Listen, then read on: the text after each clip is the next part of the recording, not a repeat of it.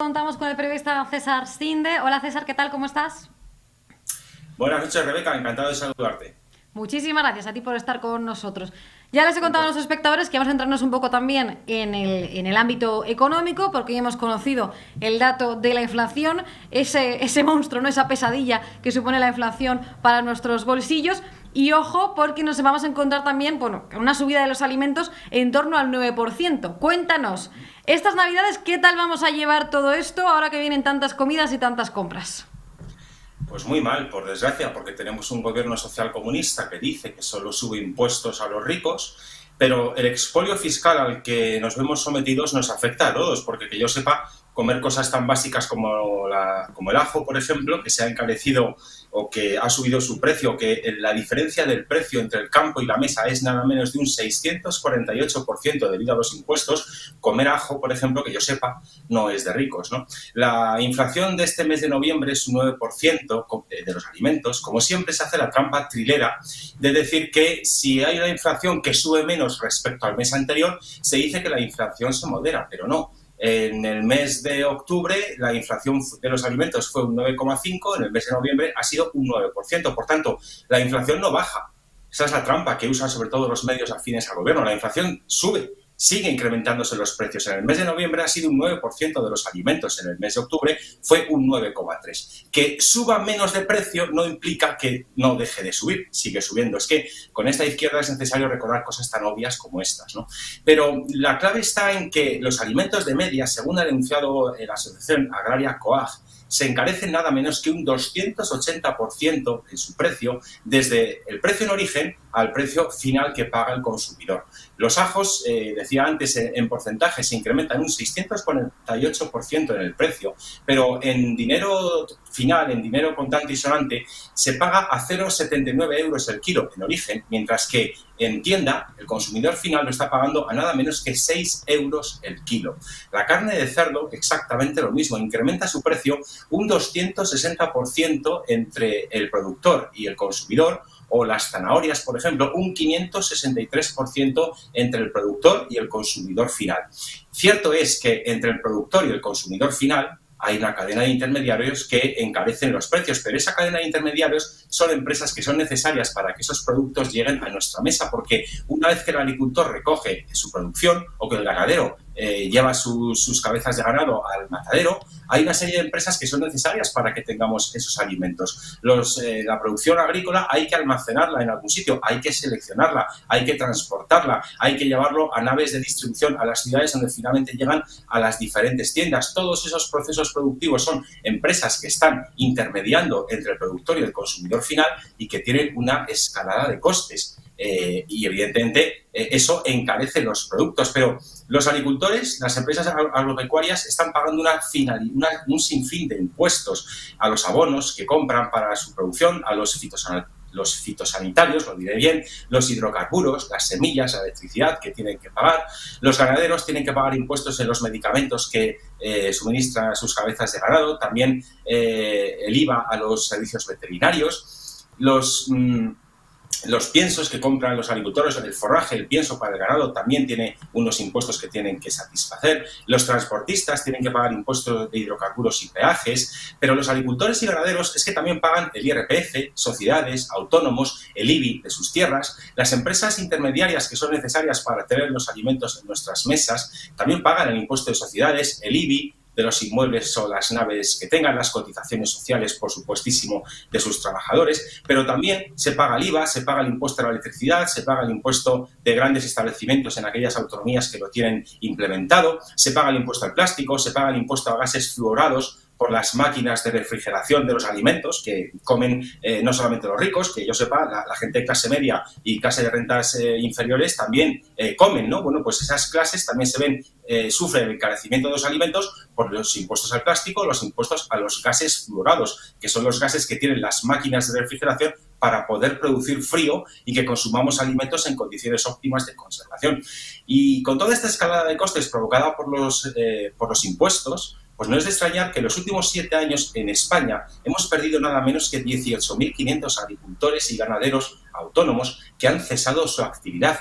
De media, 2.600 agricultores o ganaderos autónomos han dejado sus labores y hemos perdido tejido productivo agropecuario, que es tan básico para garantizar nuestra seguridad alimentaria, para poder producir los alimentos que comemos y para no depender de terceros países en la alimentación, algo que es básico y que con la pandemia y la falta de suministros médicos se vio la necesidad de tener una producción propia que garantice el suministro de estos productos básicos para no depender de terceros países, además que no soportan todas las burocracias legales impuestas tanto por Bruselas como por el gobierno español respecto a los modos de producir alimentos o carne, que encarecen los precios, y la producción que viene de países de fuera de la Unión Europea no tiene que cumplir esas medidas medioambientalistas talibánicas e ideológicas que sí sufren nuestros agricultores y ganaderos y que encarecen la producción. Por tanto, dificultamos producir alimentos aquí por impuestos y por legislaciones talibánico-eco-ilógicas, mientras que facilitamos que importen producción agropecuaria de países terceros de la Unión Europea que no tienen esas medidas sanitarias o esas medidas medioambientales, lo cual es un sinsentido. Y para que se vea, por ejemplo, cómo los ricos son solo los que pagan impuestos, según la tesis del gobierno, pues hay que recordar que el IVA de frutas, verduras, hortalizas, leche, queso, huevos, cereales, pan, harina, tubérculos, legumbres, es un 4%. Es que si son productos básicos no tendrían que tener ese 4% de IVA, porque los comemos todos. O el aceite de oliva, ahora que está tan caro, soporta un 5% de IVA.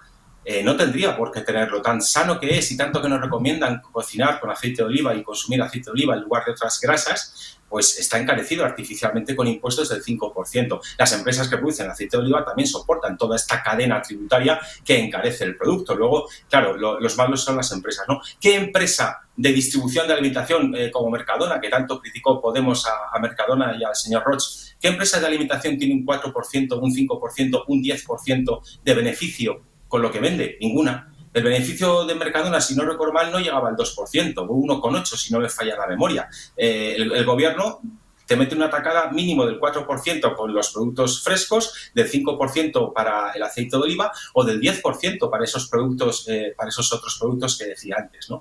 Pero la cosa se va a ir a peor, Rebeca. Decías tú que cuáles son las previsiones. Pues va a ir a peor porque el gobierno se ha comprometido el gobierno social comunista se ha comprometido en esa cumbre aquelarre climático de Dubái, de la COP 2028, donde fueron todos en avión, por cierto, en lugar de reunirse por videoconferencia para no emitir CO2, se ha comprometido nada menos que a eliminar lo que el gobierno llama las bonificaciones fiscales o las bonificaciones a los combustibles fósiles. Hay que recordar que los combustibles fósiles para determinadas actividades productivas como la agricultura, la ganadería, la pesca o la industria no están bonificados, no están subvencionados. Quizás se le aplica una fiscalidad menor, pero siguen pagando impuestos, por tanto no están bonificados. Bueno, pues ahora con la excusa falsaria y bonista del medio ambiente le van a quitar esas bonificaciones fiscales, se han comprometido a eliminarlas, de forma que el gasóleo agrícola que utilizan los agricultores para producir los alimentos que luego nosotros consumimos, ese gasóleo va a ser más caro. Por tanto, su producción se va a incrementar sus costes, amén de el incremento de costes que ya sufren todo el sector productivo, toda la economía, por ejemplo, por el incremento del salario mínimo interprofesional. No olvidemos que el coste total medio por trabajador en España ha subido hasta los 3.000 euros tras las medidas adoptadas por el gobierno. Así que, en definitiva, vemos que este gobierno toma decisiones que envuelve bien con un celofán bonito, de buenismo y de buenas intenciones, pero a poco que se escarben los resultados de esas medidas que toma, los resultados no pueden ser más nefastos. Y en política hay que medir las decisiones que se adoptan, no por las intenciones que declara quien las adopta, sino por los resultados que consigue. Y esos resultados, por desgracia, Rebeca, están siendo nefastos. Sabemos que no nos podemos creer nada de lo que nos cuenten desde el gobierno, eso lo tenemos clarísimo. Por si no fuera complicada la situación ya, respecto a todo lo que has comentado con la inflación y el precio de los alimentos, ¿no? Y la situación que nos vamos a encontrar también en estas fechas que ahora se hacen más complicadas, sobre todo para el bolsillo, también hay otro problema añadido que tiene que ver con el alquiler, que también está imposible en la mayoría de ciudades de España, en Madrid y Barcelona ya ni les cuento. Pero es que me he quedado impresionada con una noticia que me has mandado antes cuando hablábamos de los temas que íbamos a tratar, ¿no? La verdad que me he quedado patidifusa, ¿no? Podría decir. Resulta que están incluyendo, corrígeme si me equivoco, una nueva cláusula en los contratos de alquiler para rechazar a los inquilinos que tengan hijos. O sea, ¿cómo es esto? César, cuéntame. A ver, lo que está pasando es que por la falta de garantías a los propietarios que ha supuesto la ley de vivienda y otras reformas legales asociadas a esa ley de vivienda, como la ley de enjuiciamiento civil, cuando un inquilino con hijos no te paga el alquiler, a los propietarios no le paga el alquiler, ¿qué ocurre? Que puede obtener un informe de vulnerabilidad que en muchas ocasiones es válido con que lo emita una ONG, por cierto, no ya los servicios sociales de un ayuntamiento, de una comunidad autónoma, y con ese informe de vulnerabilidad, ese inquilino que no paga el alquiler se vuelve automáticamente muy difícil de desalojar del inmueble porque tiene hijos. Entonces, para cubrirse de esa imposibilidad de que los propietarios particulares de vivienda, que son el 95% de los tenedores de inmuebles que se ofrecen en alquiler en el mercado, para que puedan recuperar la vivienda cuando hay impago de rentas, lo que están haciendo es buscar un perfil de inquilino que no tenga hijos, porque en caso de que el inquilino tenga hijos y no pague, es más fácil que declaren vulnerable y que, por tanto, además, la ley de enjuiciamiento civil se cambió para que sea el propietario el que tenga que demostrar que el inquilino no es vulnerable, es decir, se invierte la carga de la prueba. Un inquilino deja de pagar el alquiler, consigue un informe de presunta vulnerabilidad y con eso ya, al tener hijos además, se vuelve prácticamente imposible que el propietario recupere la vivienda para alquilarlo a otra persona que sí le pueda pagar o que sí le quiera pagar. Porque se dan casos de que si ese inquilino presuntamente vulnerable está en la economía sumergida y tiene ingresos que cobra en B, pues lógicamente no se puede acreditar y al propietario le es imposible acreditar que ese inquilino que no paga las rentas en realidad no es vulnerable. Pero aunque realmente fuera vulnerable, hay que tener en cuenta que el 95% de los inmuebles en España que se ofrecen en el mercado del alquiler, como decía antes, pertenecen a propietarios particulares, que son los más temerosos a la hora de alquilar y los que menos recursos tienen para afrontar un impago por un inquiocupa. Ese miedo que está provocando, ya lo publicó Idealista meses atrás, ese miedo está publicando que la oferta de inmuebles en alquiler en España se ha contraído o ha disminuido entre un 30 y hasta un 50% en algunas zonas de España. La oferta de inmuebles en alquiler, que era el problema por el que el alquiler antes de la ley de vivienda ya estaba alto, la oferta se ha contraído todavía más. Con lo cual, esta ley de vivienda social comunista en realidad lo que está consiguiendo es que cada vez menos propietarios particulares mantengan sus pisos en el mercado o los que los mantienen piden más garantías, como por ejemplo buscar inquilinos sin hijos o piden contratan seguros de impago de alquiler para asegurarse el cobro de la renta, o bien ya no alquilan para primera vivienda, alquilan por temporada, alquilan por habitaciones o recurren al alquiler vacacional o turístico, para intentar sortear esta ley de vivienda que es social comunista y que es expropiatoria de facto de las viviendas de los propietarios de esos pisos, ¿no? Que son los afectados. Entonces, cuantas menos garantías jurídicas tengan los propietarios de los inmuebles, que son particulares, más difícil será que los pongan en el mercado. Hasta un estudiante de primero de empresariales puede comprender que es muy difícil que en un mercado haya oferta cuando tú quitas todas las garantías a los que pueden ofrecer esa oferta, valga la redundancia, en el mercado. Es que es de lógica. Entonces, si se quiere fomentar, abaratar los precios del alquiler, se pueden tomar otra serie de medidas que evidentemente no se van a tomar porque no se quiere solucionar el problema, sino agravarlo. Los precios del alquiler se han disparado un 9% de media nacional en el mes de noviembre, pero llevamos un incremento de precios en algunas zonas como Barcelona del 30%. Y si bien gracias a los gobiernos del Partido Popular, con Vox o sin Vox, en ayuntamientos y comunidades autónomas, la ley de vivienda social comunista no se va a aplicar, y por tanto no va a haber declaración de zona tensionada y por tanto no va a haber obligatoriedad de alquilar a un precio máximo establecido, etcétera, etcétera, la reforma de la ley de enjuiciamiento civil que invierte la carga de la prueba de la vulnerabilidad del inquilino moroso, eso sí se aplica en toda España. Y eso es lo que explica esa noticia que comentábamos al principio de que ya hay muchos propietarios particulares de vivienda que están exigiendo, que están buscando inquilinos que no tengan hijos. Pero ¿esto por qué ocurre? Porque además con la caída de oferta que hay de inmuebles en alquiler, otra de las noticias que saltaba hoy en prensa, lo publicaba el diario El Mundo, es que en muchas zonas de España el 18% de los anuncios de viviendas en alquiler no duran ni 24 horas en los escaparates de las inmobiliarias o en los portales de alquiler de inmuebles, porque en horas se alquilan.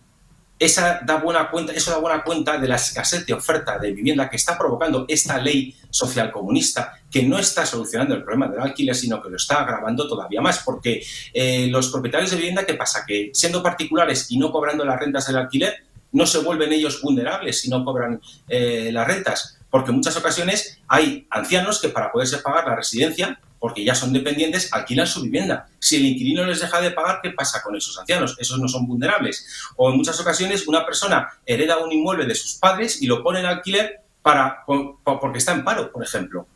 Entonces, los propietarios de vivienda, que son particulares, la inmensa mayoría de ellos, el 95%, cuando tienen un impago de una vivienda que alquilan, también se vuelven vulnerables. Y eso no se dice, y eso no se cuenta. Y el problema es que no se va a solucionar la situación del alquiler en España, la carestía de precios, porque la oferta se ha contraído todavía más y, por tanto, el problema se ha agravado todavía más.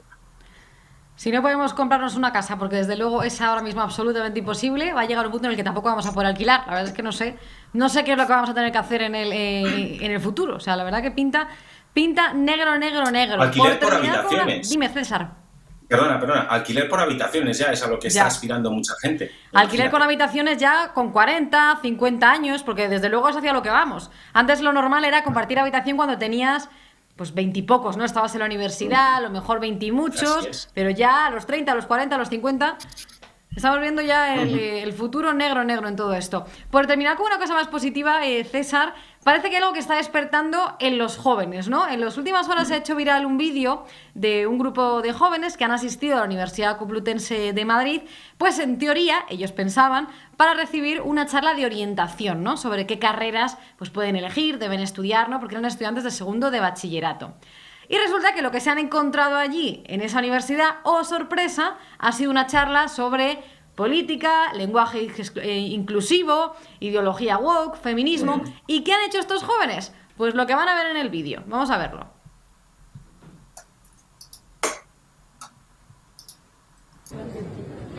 Y esto nos está pasando continuamente. Yo abriría la mente, silencio, ¿podéis abrir el silencio, por favor? Yo abriría la mente pensando precisamente en qué cosas nos mueven, porque luego...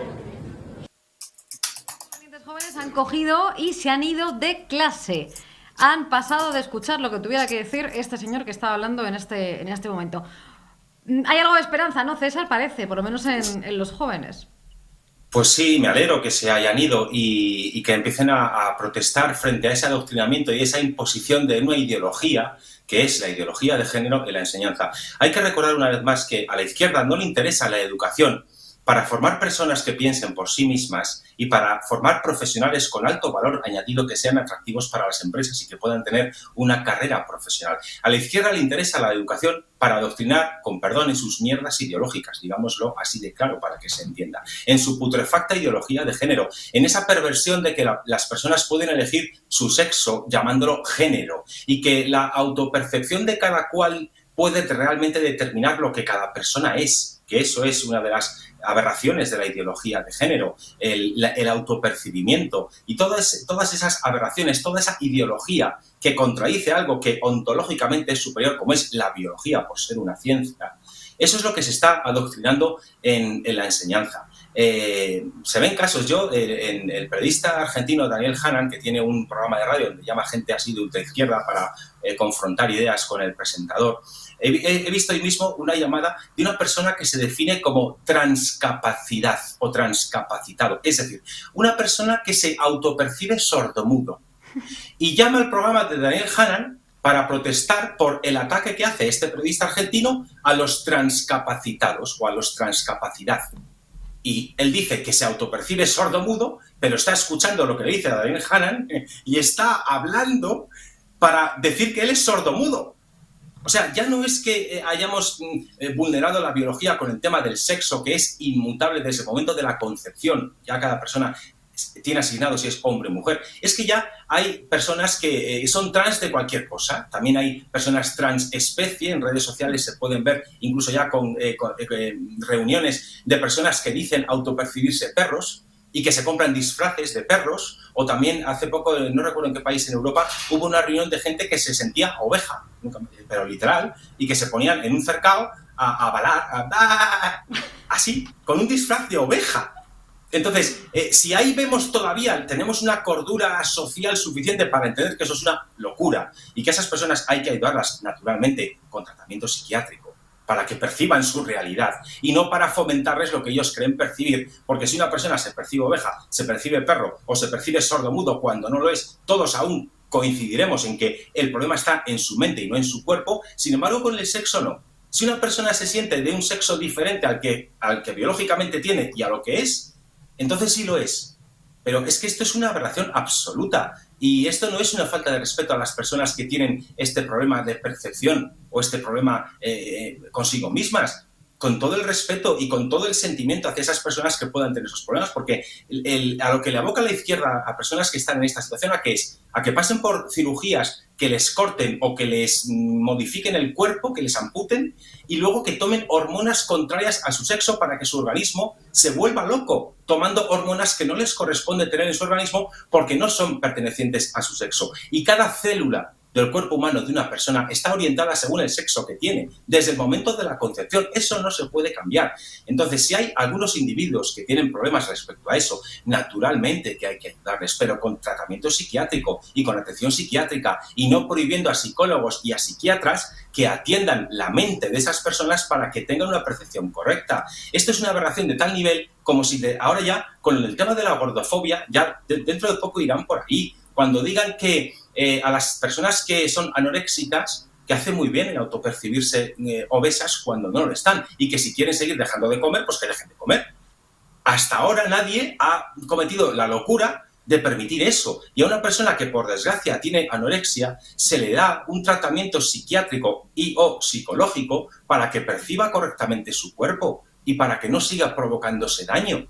Pues con las personas que puedan tener problemas de percepción respecto a su sexo, naturalmente que hay que ayudarlas y hay que respetarlas, por supuesto, pero también hay que denunciar la putrefacta ideología de género y el putrefacto lobby trans, que, por cierto, detrás de eso hay un montón de laboratorios farmacéuticos que se están forrando a vender hormonas sintetizadas en laboratorio para que estas personas se las tomen, que eso también es un negocio y también hay que denunciarlo.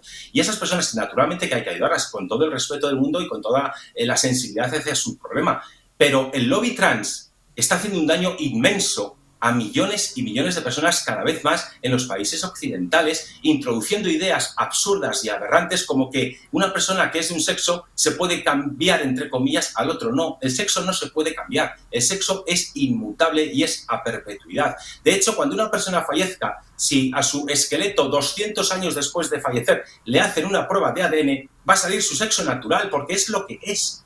Entonces, si hay personas que tienen problemas de percepción respecto a su sexo, naturalmente que hay que ayudarlas, hay que respetarlas. Y eso no es transfobia, como dice la izquierda. Pero bueno, yo ya es que veo cosas tan de frenopático como que si hay hombres que se niegan, o que no, mejor dicho, que no quieren tener relaciones con una persona trans, que eso es transfobia. Ya hasta hay gente que está empezando a extender la idea de que tienes que tener una relación de pareja o relaciones sexuales con personas trans porque si no eres un transfobo. Oiga, mire usted, si es que si a mí me gustan las mujeres, por definición no me puede gustar un transexual. A quien le gusten los transexuales, allá cada cual, es un tema privado, yo ahí no entro. Pero es que ya hasta intentan culpabilizar el que haya personas que ejerzan su derecho a elegir con quién quieren tener una relación de pareja o una relación sexual en libertad. Llegan hasta ese nivel, Rebeca. Esto es absurdo. Y si me permites la pregunta, a ti como mujer, no sé qué te parecerá esto de que un hombre se pueda autopercibir mujer con aparente normalidad, porque vaya concepto entonces tiene la izquierda de lo que es la mujer y vaya falta de respeto tiene la izquierda a lo que es la mujer, ¿no? Bueno, le hemos comentado muchas veces en este programa que al final, pues en lo que trabajan ellos es en la desaparición de la mujer, ¿no? Que es también lo que defienden ahora y por lo que se quejan ahora las feministas clásicas. Al final todo esto lleva a la desaparición de la mujer como tal, porque si cualquiera puede ser mujer diciendo, oigan, yo soy mujer, pues nada, entonces el concepto de mujer es bastante banal, ¿no? La verdad que lo has dejado clarísimo, César, sobre todo hablando de ya las locuras, ¿no? que estamos viendo. Y ojo, porque no sabemos a qué punto llegaremos. Ha sido un placer contar contigo y ojalá puedas estar con nosotros pronto. Gracias, César. Cuando tú quieras, Rebeca, gracias. Hasta la próxima.